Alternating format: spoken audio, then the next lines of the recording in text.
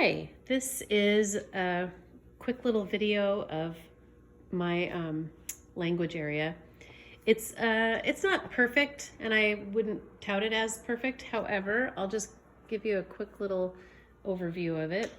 This is first, second, and third grade, so not everything is perfectly laid out as it is in the element or the primary classroom. However, I do have a little book area that is just filled with level 1 books, trade books. And so the kids feel really important when they can come to this particular book holder and pick a book out of there. They're all level 1, so they all should be able to at least read a good portion of them. Here we have some pink reading. These are our tree of words. This is learning word families.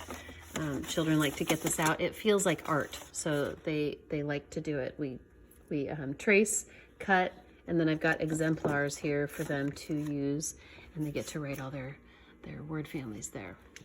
We practice our writing in cursive. We've got matching words. Here's our mail cards, and I use fun little toys to write a story, so children can use these objects to create scenes. And oh my goodness, they sure love doing it. And we've got princesses and princes, and then lots of different words that they can put together and make up stories.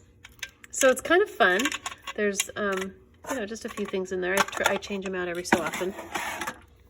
And then here are more phonograms the children can go through and practice reading. And here are more rhyming words. And then here are lots of games. So we play sight words sorry a lot. All these are the sight words that they need to learn. And we play this game a lot. They love it. And there's different levels. And basically the name of the game is they read the word, and if there's a sorry handwritten on it, they get to take someone else's cards. That's it. That's the name of the game. It's pretty easy. Here are digraphs and phonograms that they work with, and here's more sight word sorry games. Here's matching and all the 3-part cards, and then sentences. This is matching objects to words. Here we get into green reading, which is a little bit more challenging. It's learning all the digraphs and blends and phonograms.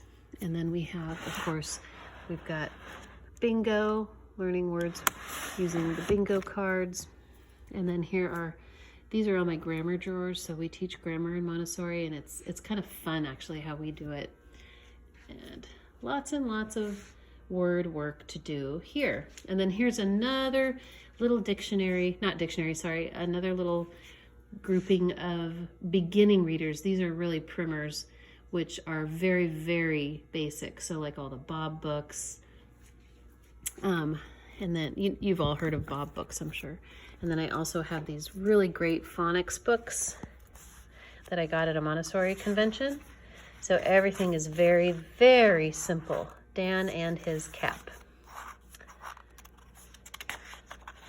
These are CVC words, and there's a lot of word families, so it's easy for the child. A cap. A map. And the pictures give cues. A tap. And most kids will say a faucet. And they'll say, oh, another word for faucet is tap. Dan had a cap on his lap. So you see how we're using word families? The tap ran on the cap and the map.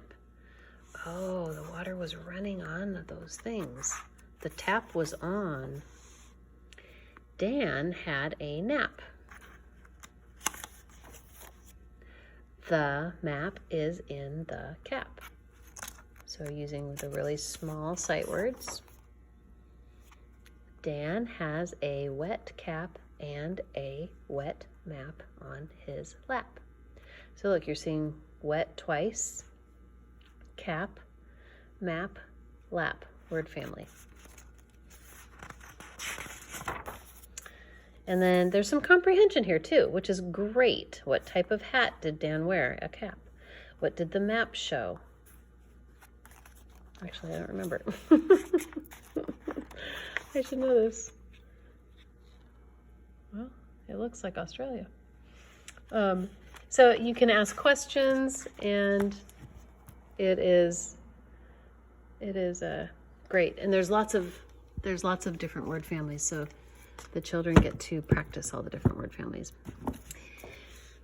I also have these books. These are written by Montessori teachers. They're called Superstar Readers.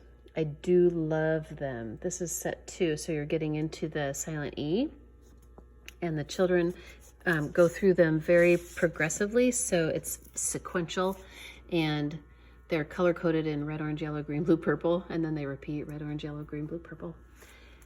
We also have in the classroom a big library.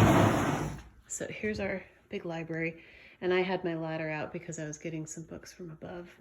But the children can come in here and pull their books and read pretty much any time of the day, but we have a specific time of the day during the day that is solely for silent reading. So children can just relax with a good book, and they get about 30 minutes to read freely. They can just read whatever they want.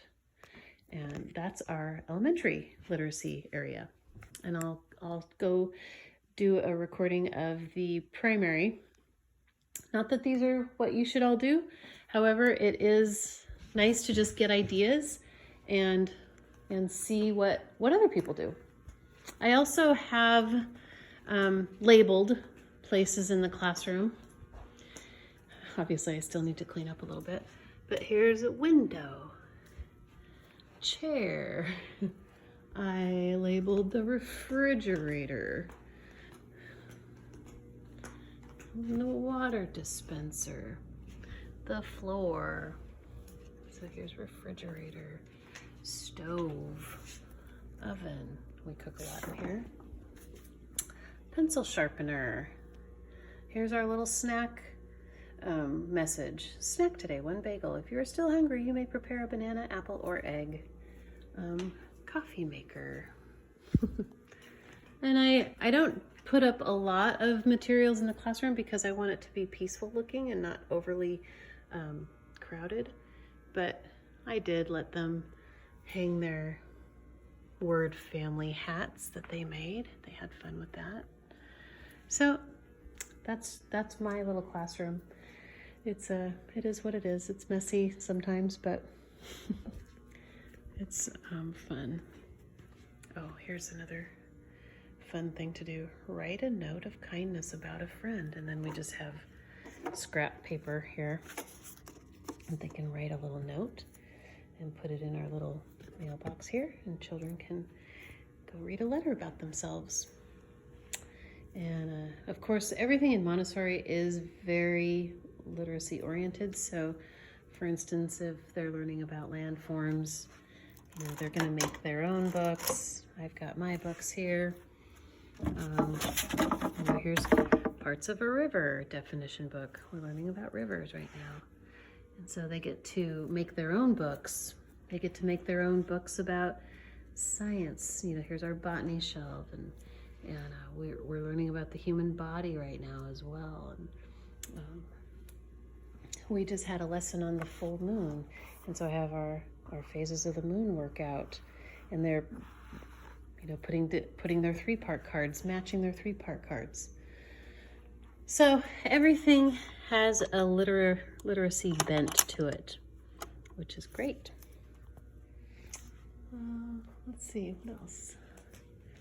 Of course, whenever we even do math, we read books about the math concept that we're reading or learning about. Again, here's another window. All right, I'll go get the other classroom now.